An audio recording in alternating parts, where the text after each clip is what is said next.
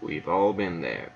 You get home from training, you're fried. You know you did a little too much, your pets are pitying you, you're probably gonna wake up the next day and just not be able to move. That might be a bit of an exaggeration, but I feel your pain. I've been there. I'm there right now. Martial arts is hard, life is hard, but there's something you can do, and that thing is not just staring at the ceiling fan, as you can see. What you can do is work proactively on your recovery, and I'm going to show you how. Stay tuned. Okay. Hey folks, Brian back again with Biophysical Culture. So, when you're so burnt out, you're so sore, you're so overtrained, what do you do? Well, you're not going to want to just sit on the couch, I will tell you that. But before we get into what you should physically do, we should do some self-examination here and figure out why... How did we get here? How did I get here? I was just there. So, there's a couple different reasons that I've noticed most people get so burnt out with their training that they're sore, they're fried, they're mentally exhausted. Sometimes they can even be depressed, stuff like that. First thing, the one that I run into most often is that you're just training too much and focusing not enough on your recovery. Chronic overtraining is a major problem mostly in athletes, and really with weekend warrior types and non-pro martial artists, you'll run more into under-recovery. Think about it. You're working probably 40, 50 hours a week, plus you're doing your karate or your traditional martial arts or your jiu-jitsu or whatever else you're doing. Plus you might have kids, you might have to cook, you might have pets.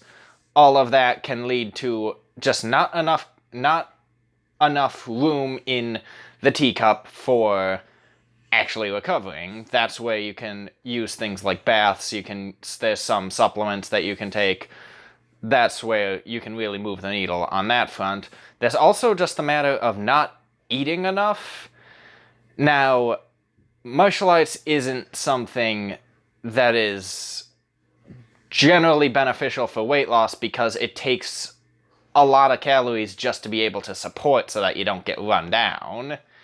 If you want to lose weight, do something else. Preferably, I've noticed weight training works best. But if you're not fueling your body enough with enough protein, enough vitamins and minerals, all of that, you're gonna get run down, and you're probably gonna get run down really fast. Also, you could just be spread too thin. I ran into this personally, where I was doing some amateur recreational bodybuilding stuff on top of my karate, on top of, trying to generate power, and it was just too much. And I got super sore, super run down, fried, wasn't sleeping well, had to just take some time off. So keep those in mind before you look at specific recovery modalities that could help you. Personally, I'm going to start any part of my training, any off day, any rest day, any recovery day, I'm going to start with a bit of meditation. Because one of the biggest issues when you're overtraining is the stress of that overtraining pattern can really fry your brain, and that's something that will get in the way of your training in the future. And so a good session of meditation, work with a mantra if you want. I tend to do more like the Rinzai meditation, the Zen meditation. It really depends on your personal preference. But just breathe, get your mind right, and then you can focus on the more physical aspects in a moment. But for now, just breathe. After that, almost every martial art that I have come in contact with has some form of low impact training. Here you'll see me do a standing Qigong form, where the main focus is to just feel the flow in your body. Move, feel only the muscles that are required for the movements. Feel only those working, everything else should be relaxed. You should feel your chi start to stabilize, and you'll have a much easier time with going through the rest of your training. Practicing this is a generally good idea. Now next, you're going to want to look into some of the more bodybuilding type things, because getting blood flow to the sore muscles without damaging them is one of the best things you can do to boost your recovery. My triceps were really sore, and so was my upper back for some reason, probably too much bag work. And so I'm just using a resistance band here and going very light and just increasing the blood flow to the areas.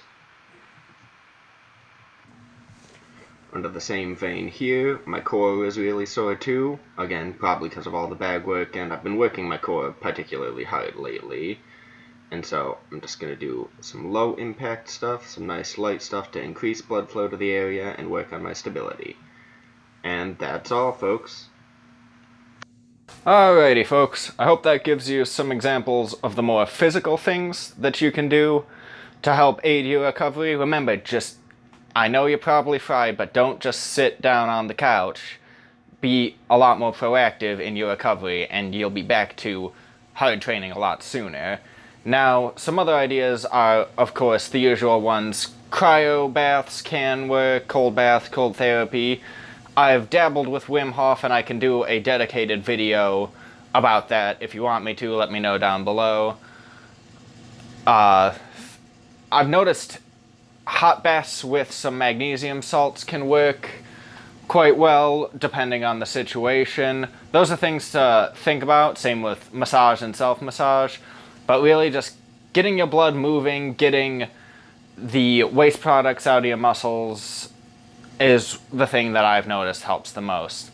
Alrighty, make sure you give me a like and subscribe. I've been devoting a lot more of my time to karate and kickboxing as of late, so stick around for some more of that type of content. And yeah, have a good one, folks.